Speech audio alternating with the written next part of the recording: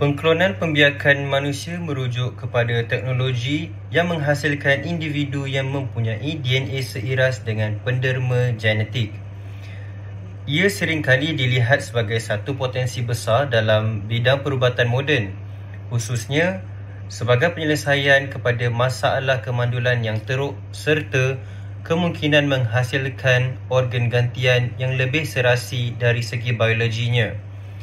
Walaupun manfaat saintifiknya diakui, teknologi ini kekal sangat kontroversial kerana menimbulkan pelbagai persoalan etika dan keselamatan, termasuk kebajikan embrio, risiko kecacatan akibat proses kloning, serta isu identiti autonomi dan hak asasi individu klon. Tambahan pula, rekod kadar kegagalan yang tinggi dalam kloning menimbulkan kebimbangan serius terhadap risiko dan ketidakpastian sekiranya diaplikasikan pada manusia.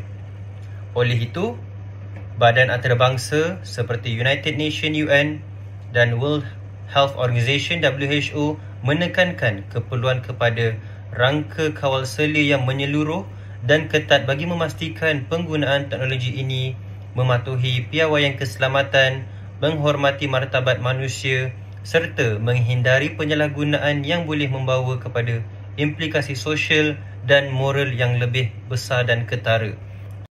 Kegunaan dan faedah pengklonan dalam pembiakan. Yang pertama sekali, pengklonan ni boleh membantu pasangan yang mengalami kemandulan untuk mendapatkan zuriat yang mempunyai DNA mereka sendiri.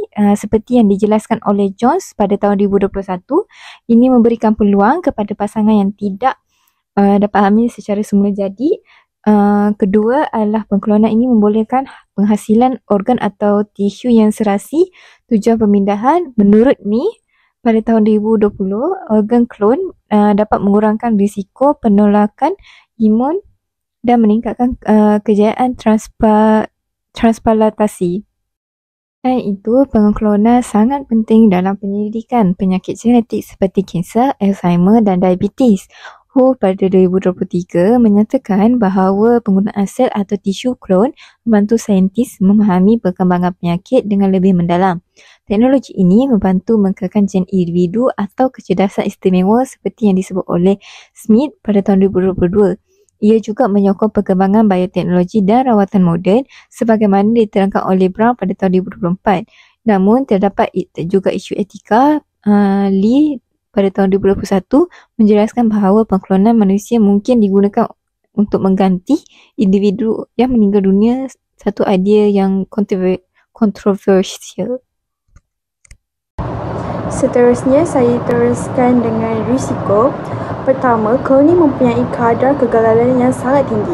Kebanyakan embrio klon tidak berkembang dengan normal dan hanya sekitar 1 hingga 5% sahaja yang mampu bertahan sehingga kelahiran, seperti yang dilaporkan oleh Zhang Yuan et al. 2020. Kedua, walaupun ada klon yang berjaya lahir, mereka masih berdepan masalah kesihatan yang serius. Ini termasuk kecacatan jangkaan yang lebih pendek dan sistem imun yang lemah. Kajian ini daripada Soloka et al. 2025 turut menunjukkan risiko ini agak ketara. Yang ketiga pula, terdapat isu etika dan moral. Ramai sarjana berpendapat bahawa kloning manusia boleh menjejaskan nilai kemanusiaan, hak individu dan konsep identiti. Perkara ini dibincangkan oleh Nasrullah et al. 2020. Air sekali, proses kloning melibatkan kos yang sangat tinggi kerana memerlukan teknologi canggih, peralatan khas dan kepakaran yang terlatih. Hal ini diterangkan oleh Malin et al. 2022. Secara keseluruhan, kloning masih dianggap berisiko tinggi dari aspek biologi, moral dan ekonomi. Yang seterusnya ialah langkah pengawalan pengklonan pembiakan. Langkah pengawalan yang pertama ialah penguatkuasaan peraturan biosekuriti dan pengurusan GMO. Akta Biokeselamatan 2007 digunakan untuk kawal bahan genetik dan GMO di Malaysia, di mana undang-undang ini memastikan semua aktiviti bioteknologi dipantau supaya selamat, terurus dan bebas daripada penyalahgunaan. Penguatkuasaan ini penting untuk mengurangkan risiko, memastikan ada proses pemantauan berterusan serta menghalang penggunaan teknologi klon manusia secara tidak bertanggungjawab. Langkah pengawalan yang kedua ialah penilaian etika oleh Jawatan Kuasa Bioetika, di mana semua kajian pembiakan atau perklonan mesti melalui penilaian etika yang ketat.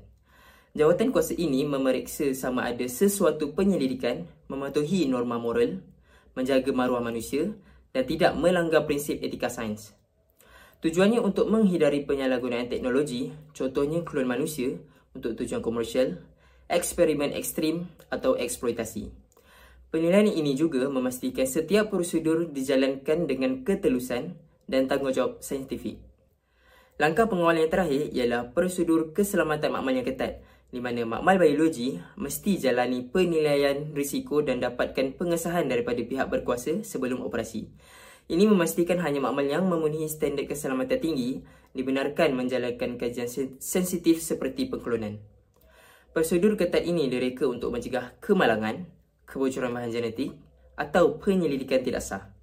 Tahap keselamatan pula ditentukan mengikut kategori risiko berdasarkan panduan WHO. Itu sahaja daripada saya. Kesimpulannya, perklonan pembiakan merupakan salah satu bioteknologi moden membawa potensi besar kepada masyarakat, terutama dalam membantu pasangan yang mengalami masalah kesuburan, menyokong penyelidikan penyakit genetik serta menyediakan peluang baru dalam bidang perubatan seperti pengisian tisu dan organ. Walau bagaimanapun, teknologi ini turut hadir dengan risiko seperti kadar kegagalan yang tinggi, masalah kesihatan klon dan isu etika serta moral yang perlu diberi perhatian.